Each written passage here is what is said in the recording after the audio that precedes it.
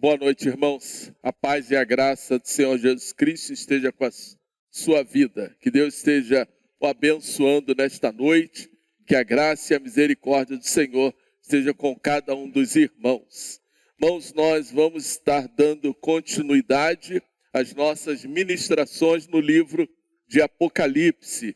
E hoje nós vamos então termos o nosso terceiro encontro. No primeiro encontro eu fiz um resumo do capítulo 1, fizemos a introdução do livro, mostrando o propósito do Senhor em enviar o seu servo João a escrever as 7 cartas às igrejas da Ásia.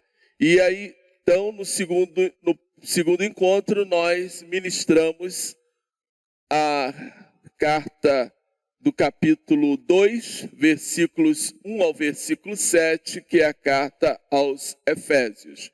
E hoje nós vamos estar ministrando, então, nosso terceiro encontro, a carta à igreja de Esmirna.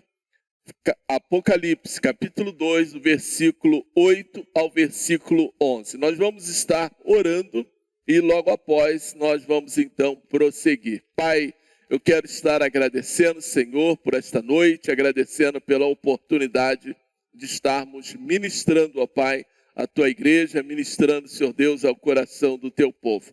Eu quero pedir, ó Pai, que Tu venha tomar, Senhor Deus, todo este momento em Tuas mãos.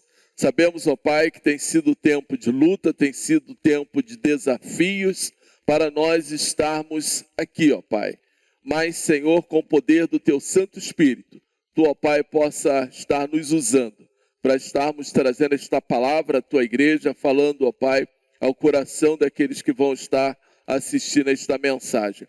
Sabemos, ó Pai, que antes de tudo o propósito é alcançarmos corações que precisam, Senhor, compreender, ó Pai, a Tua boa e perfeita vontade, que nós como igreja, Senhor, precisamos estar fortes, precisamos estar firmados em nossos princípios e nossas convicções. Que, ó Pai, somos a Tua igreja, fazemos parte do Teu povo e o que Tu quer de cada um de nós é que nós sejamos sempre fiéis a Ti, ó Pai. Nós não venhamos desanimar, não venhamos olhar para trás e prosseguirmos para o alvo, que é a soberana vocação, é aquilo, ó Pai, que Tu tem para cada um de nós, para um dia estarmos eternamente na Tua presença. Fala ao coração da Tua igreja, fala ao coração do Teu povo. E, ó Pai, nos dá condições para nós prosseguirmos com esta ministração em nome de Jesus. Amém. Meus amados, estamos então estudando os detalhes das cartas às 7 igrejas da Ásia Menor. Hoje, conforme mencionei, a carta à igreja de Esmirna, que é a segunda carta ministrada, é a segunda carta que então o Senhor ordenou que João estivesse escrevendo, que na verdade todo o livro é a carta, só que dentro do livro tem alguns detalhes que deveria ser escrito para uma determinada igreja, que são as chamadas 7 igrejas da Ásia Menor. Essa segunda carta, escrita à igreja de Esmirna, ela tem alguns detalhes que hoje eu quero chamar a atenção dos irmãos. A igreja de Esmirna, como muitas outras igrejas, ela enfrentou sofrimentos, perseguições, enfrentou mortes e martírio também. assim como tantas outras situações que aquela igreja enfrentou naquela época e que também muitas igrejas em nossos dias também enfrentam. Esmirna, para quem não conhece ou nunca ouviu falar desta igreja, ou talvez não saiba situar esta igreja no mapa, tanto daquela época quanto do nosso, ela havia sido fundada 1000 anos antes de Jesus Cristo, e no ano 600 antes de Jesus Cristo, ela havia sido destruída por completo. No ano 200 antes de Jesus Cristo, a cidade então foi totalmente reconstruída. Nesse texto, Jesus Cristo disse que ele que estava morto, mas permaneceria vivo, ou seja, aquele que estivera morto agora estava vivo, e então escrevia aos esmirneanos para que eles também pudessem compreender que a cidade que estava morta, que um dia foi morta, completamente destruída, agora ela estava viva. E há um detalhe interessante na cidade de Esmirna, que essa cidade, ela não somente era uma cidade rica, conforme diz o próprio texto, mas era uma cidade que também estava em desenvolvimento. E contradizia aquilo que a igreja estava vivendo, porque a igreja em Esmirna era, conforme o próprio texto, era uma igreja pobre, era uma igreja pequena, formada por pessoas simples. Tinha lá as suas lutas, tinha as suas dificuldades, mas o próprio Senhor nos ensina que a riqueza que Deus quer da sua igreja não é a riqueza em valores materiais, e sim em valores espirituais. O nome Esmirna, ele etimologicamente, ele está ligado à palavra que nós conhecemos no Novo Testamento por mirra. Esse utensílio, mirra, ela era utilizada para ungir e preparar o corpo após a sua morte. Fazia parte do processo de embalsamamento. A mirra, ela era usada junto com outras especiarias. Nos traz interessante, nos faz nós percebermos que não é somente o nome da cidade, mas fazer parte de algo que não seria da vida, mas algo que gera um aspecto de conservação. Esse era o propósito da mirra, como também outras especiarias que fazia parte das tradições daquela época em embalsamar. A ideia de embalsamar era conservar o corpo do morto por algum tempo ainda. A cidade de Esmirna, ela estava localizada a 60 quilômetros da cidade de Éfeso. Naquela época, sua população estava em torno de 200 mil pessoas. Hoje, que ainda existe a região onde estava a cidade de Esmirna, ela é conhecida pela cidade de Izmir. Ali estava a cidade de Esmirna, uma cidade também importante na região da Turquia, uma cidade que tinha uma forte oposição e resistência ao cristianismo no primeiro século. Ali na cidade de Esmirna também havia uma colônia judaica que então, após o período de Jesus, ou no primeiro século, esses judeus que ali estavam, alguns tiveram a experiência com Cristo, a experiência com o Evangelho, então se converteram e aí originou a igreja, ou uma igreja cristã. Outro ponto interessante que nós precisamos observar, que o anjo, que ali é citado aí no primeiro versículo do nosso texto, ele foi provavelmente Policarpo, que nasceu no ano 66 depois de Cristo. E cerca de 50 anos após a carta, Policarpo foi martirizado em torno do ano de 155 a 159. O Sr. Norman Chaplin, um comentarista bem conhecido aí no meio evangélico, ele faz uma citação a esse Policarpo, que foi o bispo ou pastor daquela igreja.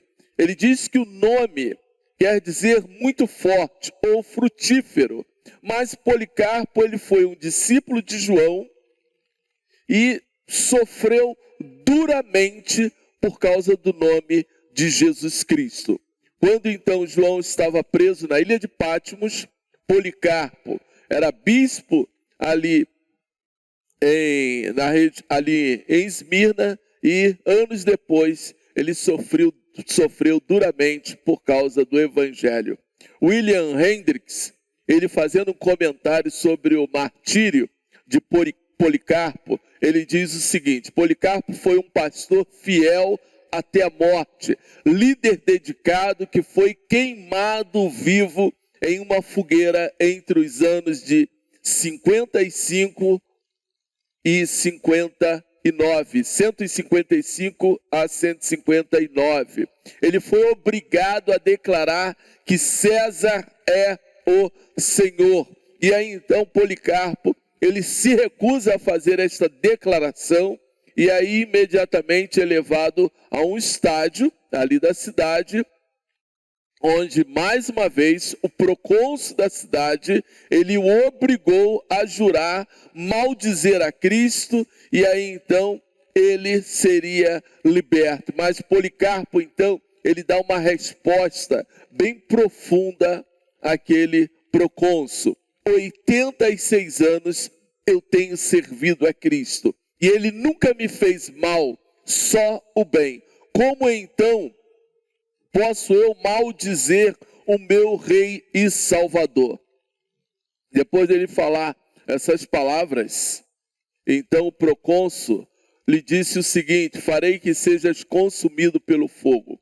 Policarpo respondeu então para o procônsul: tu me ameaças com fogo que queima por 1 hora e depois de um pouco se apaga, mas tu és ignorante a respeito do fogo do juízo vindouro e do castigo eterno reservado para os maus. Mas por que te demoras? Faze logo o que queres. Então Policarpo foi queimado em praça, ou foi queimado em uma pira ali naquele estádio. Irmãos, a história desta igreja, ela é profunda e ela nos deixa marcas. O propósito de Cristo, ao mandar que João escrevesse esta carta para aquela igreja, era fortalecer aqueles irmãos.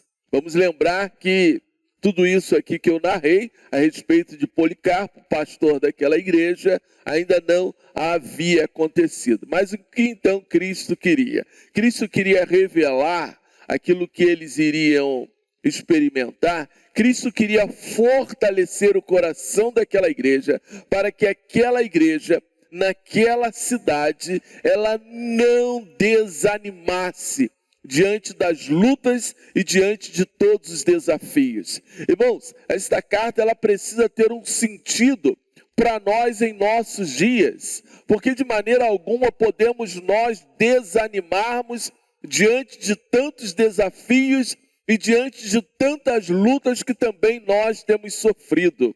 Então nós vamos observar e a carta, ela contém alguns pontos importantes que nós precisamos olhar, precisamos compreender, conforme falamos no nosso primeiro encontro. A carta foi lida, nós precisamos não somente ler, mas nós precisamos ouvir e precisamos guardar em nossos corações, porque nos momentos de luta, nos momentos de desafios, também precisamos dessas lições para as nossas vidas. As revelações daquele que é o princípio e o fim. É isso que nós vamos encontrar nesta carta. Jesus Cristo fazendo revelações para aquela igreja, porque Cristo é o princípio e o fim. E ao anjo da igreja em Esmirna escreve: isto diz o primeiro e o último, o que foi morto e reviveu. Aquele que é o princípio e o fim, o que estava morto e ressuscitou.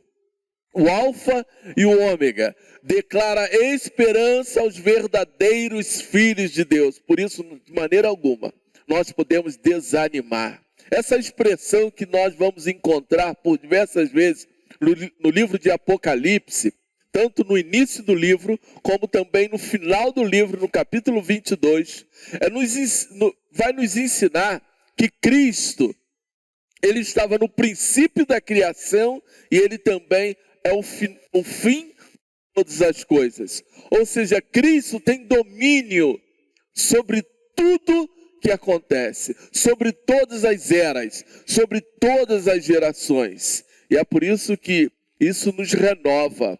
O Alfa e o Ômega, ele então declara a esperança aos verdadeiros filhos, para que os verdadeiros filhos de Deus não venham desanimar. Cristo é o princípio, equivale então à declaração de que ele é o Alfa. O Alfa é a primeira letra do alfabeto grego. E aí então depois ele faz a mesma declaração: eu sou o último, ou seja, ele quer dizer que ele é o Ômega, ou seja, todas as coisas estão debaixo da autoridade e do poder de Deus. Cristo é o princípio, é o primeiro e é o último, é aquele que venceu a morte e nos traz esperança em meio ao sofrimento, em meio à dor, e as suas palavras, elas precisam ecoar em nossos corações. A igreja em Esmirna renovou a sua fé genuína, para que eles não desanimassem, não olhassem para trás e eles prosseguissem para o alvo. Apocalipse capítulo 22, dos versículos 10 ao versículo 14, Jesus Cristo nos fala o seguinte, através do seu servo João: e disse: não seles as palavras da profecia deste livro, porque próximo está o tempo. Quem é injusto, seja justo ainda, injusto ainda.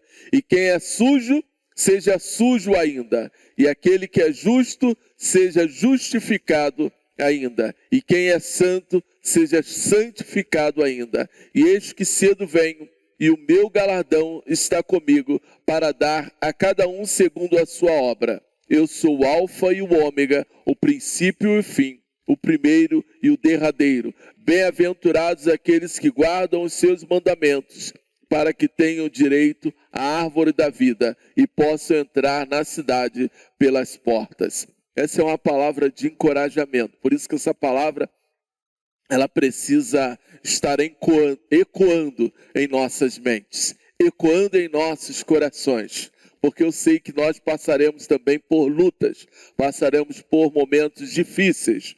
E nós também não podemos desanimar. Nós, como igreja do Senhor, precisamos estar focados e renovados no Senhor Jesus Cristo. Não desanimar jamais. As palavras de Jesus, elas nos lembram uma esperança eterna. Os cristãos em Esmirna, eles deveriam focar a sua vida no futuro, assim como nós também. É sempre bom nós termos a lembrança de que Jesus Cristo está vivo e que por nós morreu e deu a sua vida. O apóstolo Paulo, escrevendo a Tito, no capítulo 2, do versículo 11 ao versículo 15, ele nos diz o seguinte: porque a graça salvadora de Deus se há manifestado a todos os homens, ensinando-nos que, renunciando à impiedade e a concupiscências mundanas, vivamos neste presente século sóbria e justa e piamente, aguardando a bem-aventurada esperança e o aparecimento da glória do grande Deus e nosso Salvador Jesus Cristo, o qual se deu a si mesmo por nós, para nos remir de toda a iniquidade e purificar para si um povo seu especial, zeloso de boas obras. Fala disto e exorta e repreende com toda a autoridade. Ninguém te despreze. Essas palavras do apóstolo Paulo é um encorajamento. E continua sendo um encorajamento para cada um de nós. Por isso, precisamos ecoar em nossos corações. E ecoar não é barulho de lata dentro de nós, não, irmãos. Mas essas palavras precisam fazer eco. Por quê? Nós precisamos transmitir. Ela entra e eu transmito para outro. E eu então preciso repetir. Eu preciso renovar a fé dos meus irmãos. E aí então, o texto nos encoraja que ainda com todas as lutas, com todas as dificuldades, a igreja de Esmirna era uma igreja pobre, mas para o Senhor ela era rica. Irmãos, às vezes alguém olha para nós e nos diz como aquela igreja é pequena. Mas ainda assim, precisamos ser ricos espiritualmente. Uma igreja espiritualmente rica. Conheço as tuas obras e tribulação e pobreza. Mas tu és rico.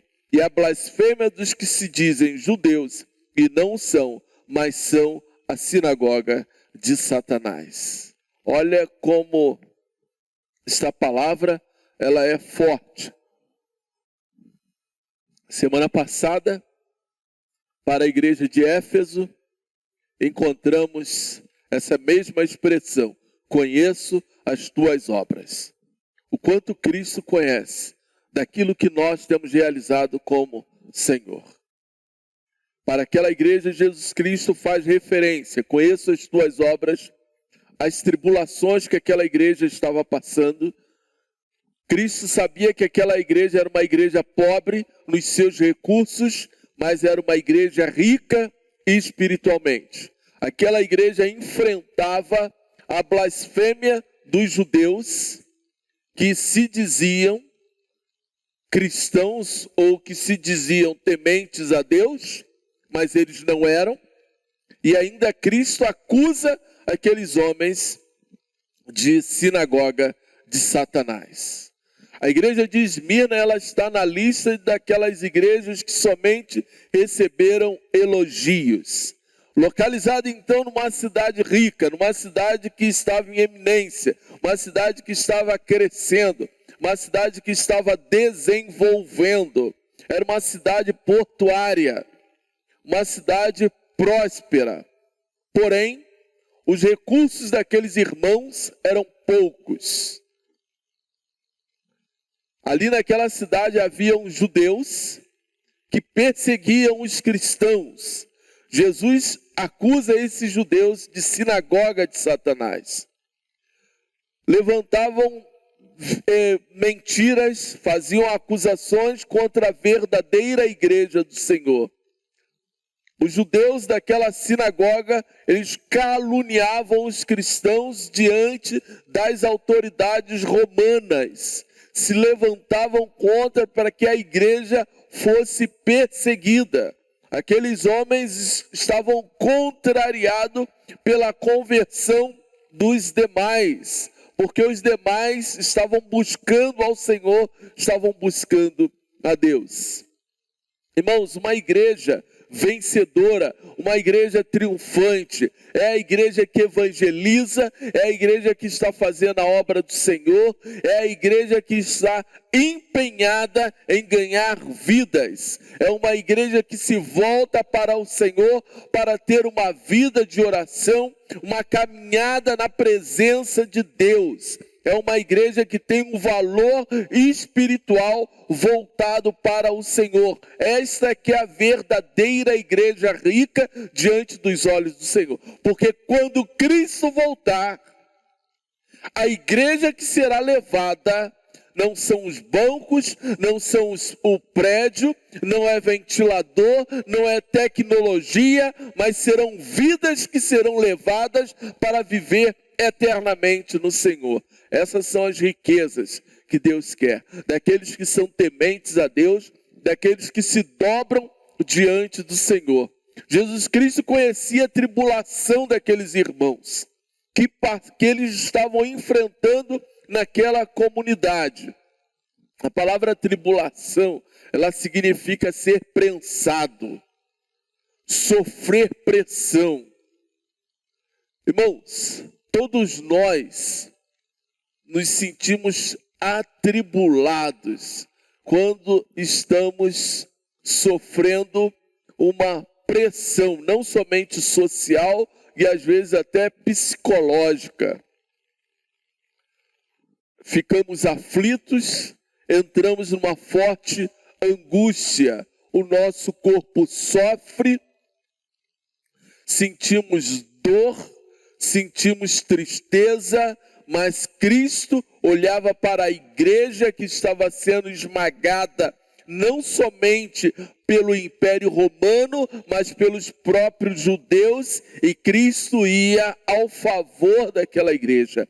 Jesus Cristo estava indo para fortalecer aqueles irmãos. Nós vamos lembrar de Jesus Cristo lá no Getsêmani, e ele é ali assistido pelo próprio Senhor. Naquele momento de angústia, naquele momento de dor, Jesus Cristo estava sendo assistido pelo Espírito de Deus naquela hora. Ali o homem estava angustiado, o homem sentia a dor daquilo que iria lhe acontecer, mas o Espírito, a presença divina, assistia o servo sofredor.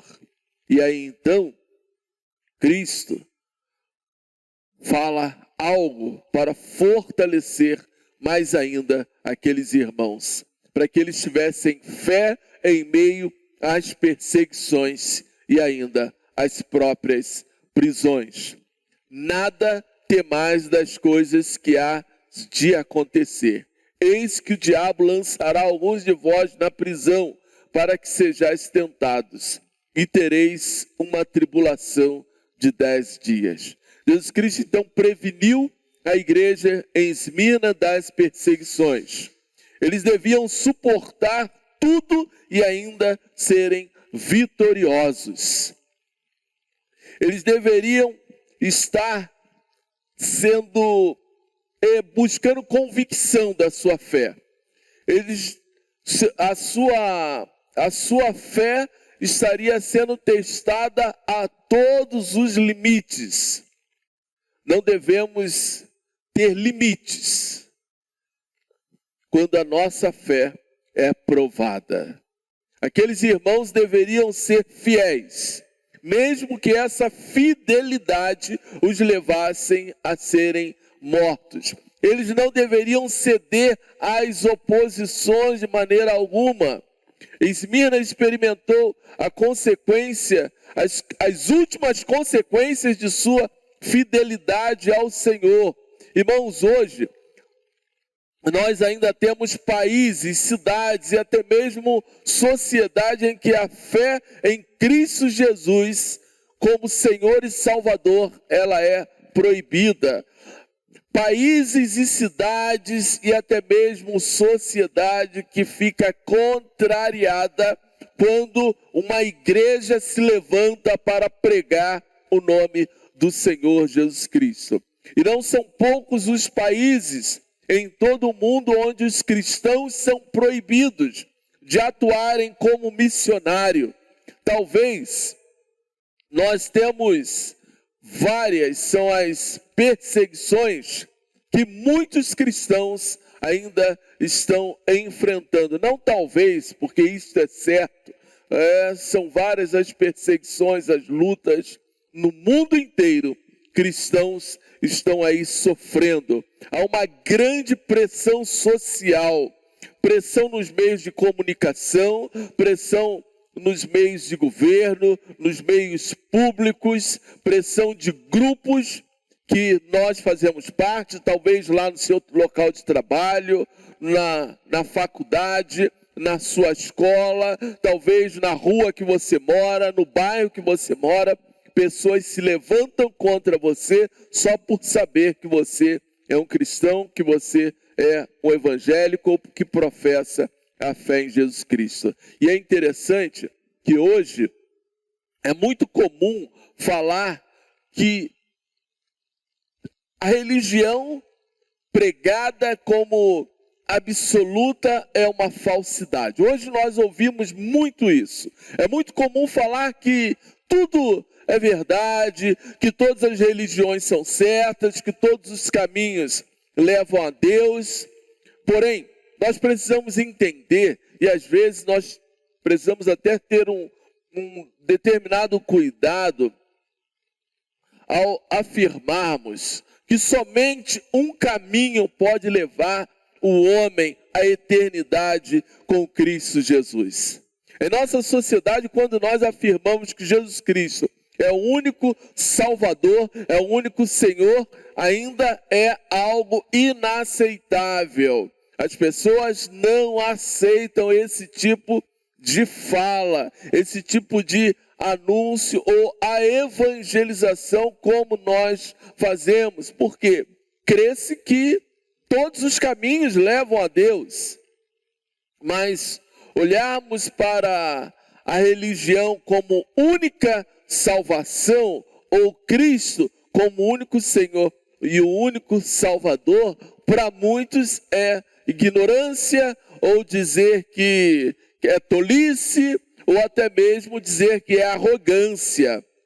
Nas muitas discussões sobre a etimologia da palavra religião, temos a sua origem no latim, da junção da palavra re com a palavra religare, que significa unir ou atar. A religião, ou a palavra religare, ela tem então o sentido de ligar novamente, voltar a ligar ou religar. Então é correto nós falarmos que só existe religião quando Cristo é a única ligação verdadeira entre o homem e Deus. Se uma igreja diz que não, nós professamos a determinada religião, isso não é uma religião verdadeira. Porque se Cristo não é o Senhor, Cristo não é o único que liga o homem a Deus, naquela religião ou naquele grupo religioso,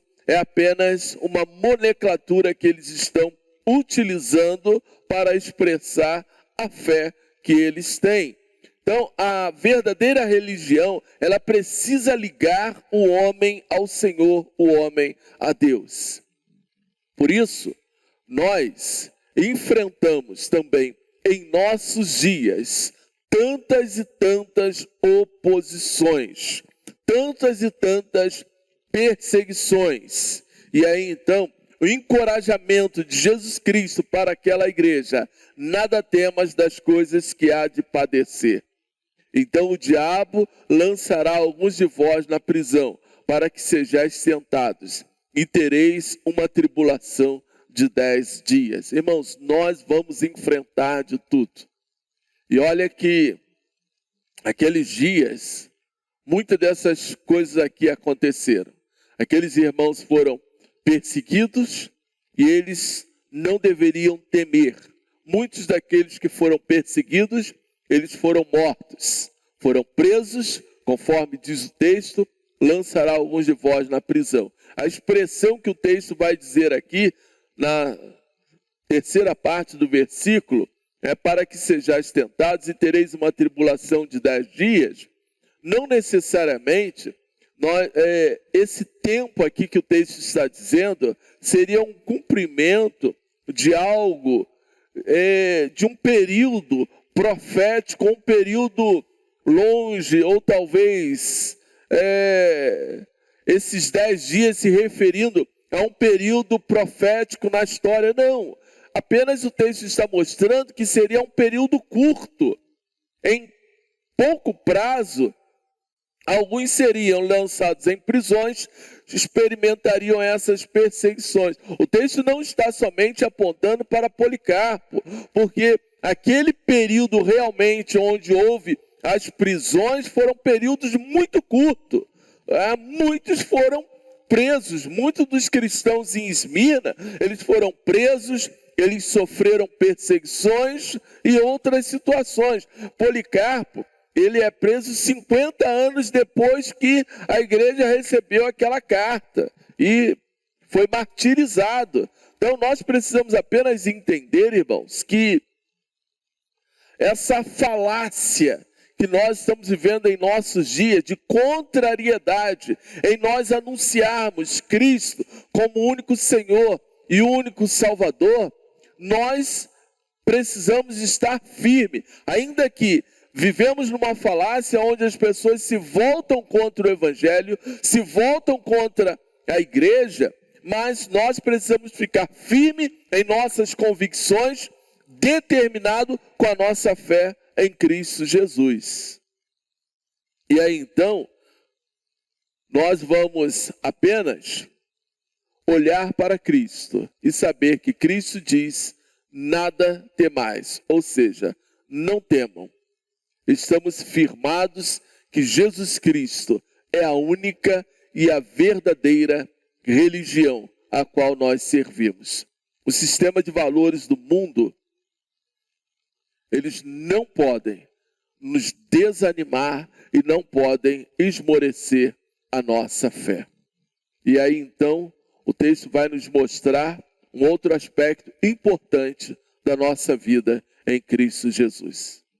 Precisamos viver uma vida de fidelidade ao Senhor, porque essa será a nossa vitória. Ser fiel até a morte e dar-te-ei a coroa da vida. Quem tem ouvidos, ouça o que o Espírito diz às igrejas. O que vencer não receberá o dano da segunda morte. Eu mencionei aqui na nossa introdução que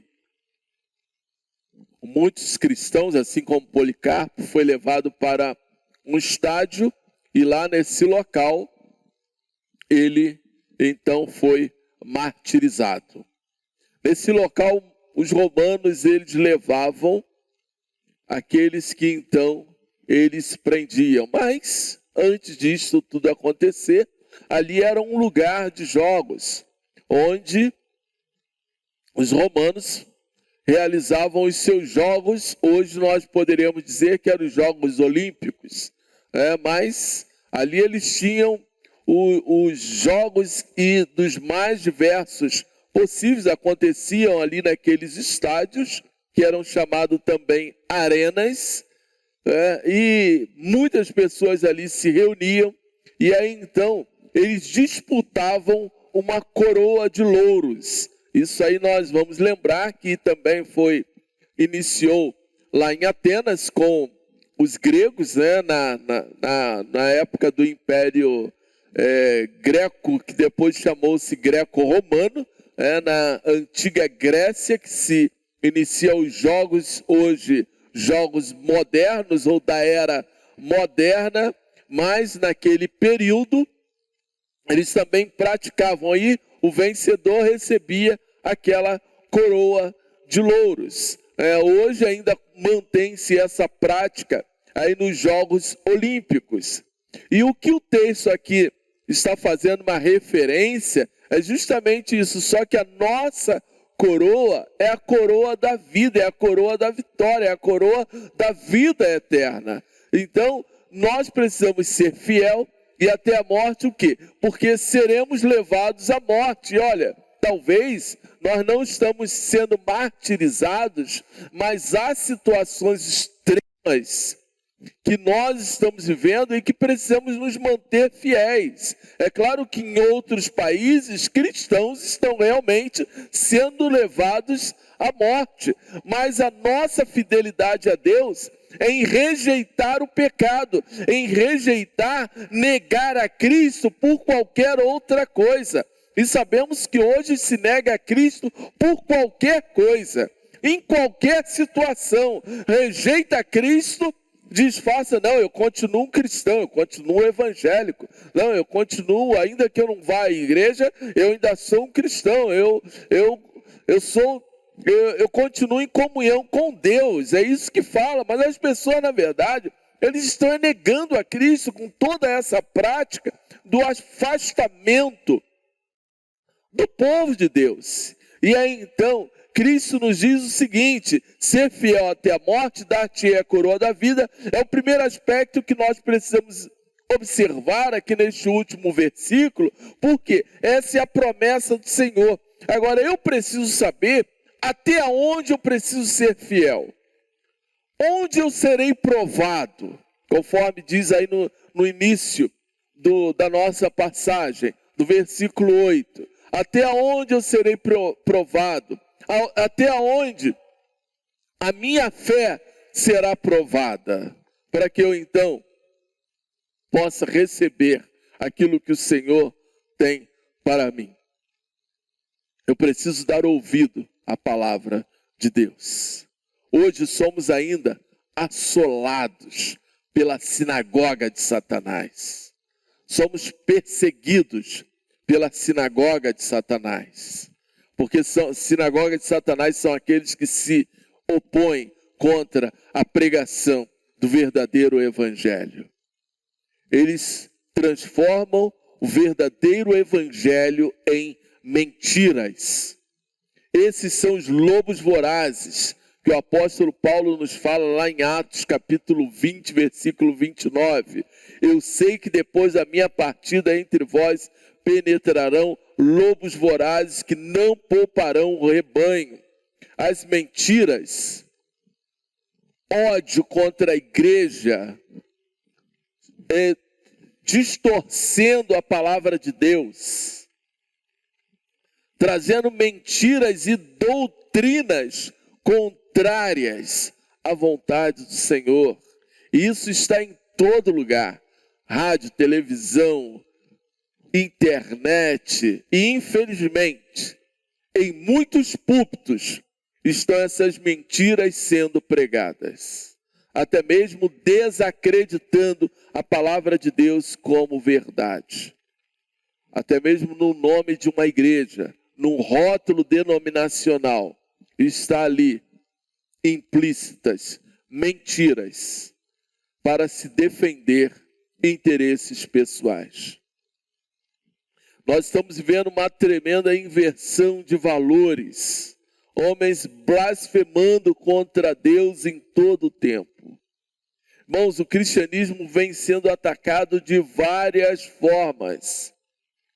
Cristãos se deixam levar pelas mentiras, se deixam levar pelas bobagens, para simplesmente seguir pessoas, seguir homens. Precisamos tomar cuidado para não nos tornarmos também uma sinagoga de Satanás. Eu creio que nós precisamos permanecer fiéis à verdade de Cristo Jesus. E eu creio que é possível nós sermos fiéis até a morte, num mundo de tanto relativismo, onde tudo pode.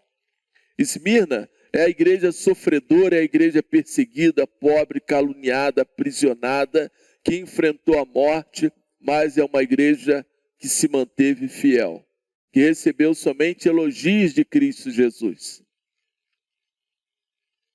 Os cristãos de Esmirna, eles sofreram tanto que conta-se que 1.200 cristãos, eles foram lançados do alto de um monte chamado Pagos.